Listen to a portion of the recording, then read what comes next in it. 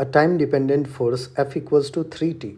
F is in Newton and T in second acts on three blocks M1, M2, M3 kept in contact on a rough ground as shown. Coefficient of friction between blocks and the ground is 0.4. If M1, M2 and M3 are 3 kg, 2 kg, 1 kg respectively, time after which the block started to move is. बच्चों M1, M2, M3 पे आप एक force exert कर रहे हो F equals to 3T.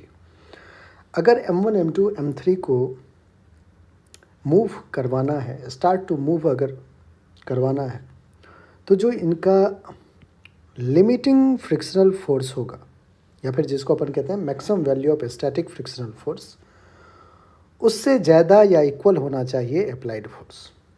मतलब F जो है F should be greater than या equal to the limiting frictional force या फिर maximum value of static. Limiting frictional force is also known as maximum value of static frictional force. तो F should be greater than equals to F limiting. ठीक है, अब F limiting क्या होगा उसके लिए आइए M1, M2, M3 को मैं एक सिस्टम बना लेता हूँ. M1 कितना है 3, 2, 1 दैट इज 6 kg. ठीक है, 6 kg है. क्या इस पे एक नॉर्मल रिएक्शन ऊपर की तरफ लगेगा, 6 इंटू जी एक फोर्स नीचे लगेगा.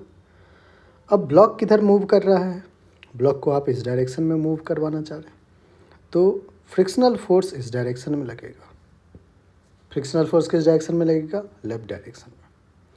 अब ये जो फ्रिक्शनल फोर्स होगा जिसको लिमिटिंग फ्रिक्शन अपन कह रहे हैं बच्चों, limiting frictional force is mu into N. Mu की वैल्यू है 0.4. एन क्या है, नॉर्मल रिएक्शन. यहाँ से देखें नॉर्मल रिएक्शन किसके इक्वल है, 6 इंटू जी के इक्वल है. 6 इंटू जी, जी कितना है 10. 6 4 जा 24 डिवाइडेड बाई 10 दैट इज 24. तो जो लिमिटिंग फ्रिक्शनल फोर्स आ रहा है बच्चों वो 24 न्यूटन आ रहा है. अब यहाँ पे देखिए जो F फोर्स है, अप्लाइड फोर्स F, वो कितना है 3T. तो 3T should be greater than equals to limiting. Limiting कितना आया है 24. That is T should be greater than equals to 24/3. और आप यहाँ से ये भी कह सकते हैं बच्चों कि T should be greater than equals to 8 second.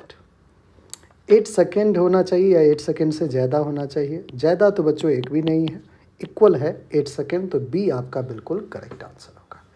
I hope बच्चों हर एक स्टेप आपको अच्छे से क्लियर हो गया.